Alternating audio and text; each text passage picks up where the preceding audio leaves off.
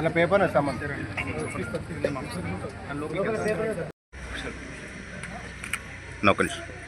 పవన్ కుమార్ అని నేను గ్రామ పంచాయతీ సభ్యుడిగా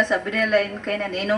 శాసనం ద్వారా ఏర్పాటు చేయబడిన భారత రాజ్యాంగానికి నిజమైన విధేయత కలిగి ఉంటానని, భారతదేశ సార్వభౌమత్వం మరియు ఏకత్వాన్ని కాపాడుతానని తెలంగాణ పంచాయతీరాజ్ చట్టం 2018 మరియు దాని క్రింద రూపొందించిన నియమావళి ప్రకారం నా విధులు మరియు బాధ్యతలను భయము పక్షపాతము లేకుండా నిష్ఠతో మరియు నిజాయితీతో నిర్వహిస్తానని ప్రమాణం చేస్తున్నా.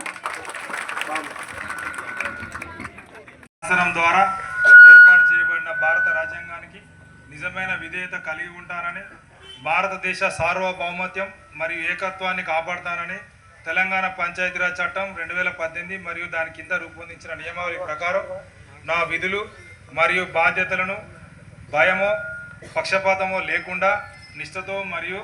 నిజాయితీతో నిర్వహిస్తానని ప్రమాణం చేస్తున్నాను.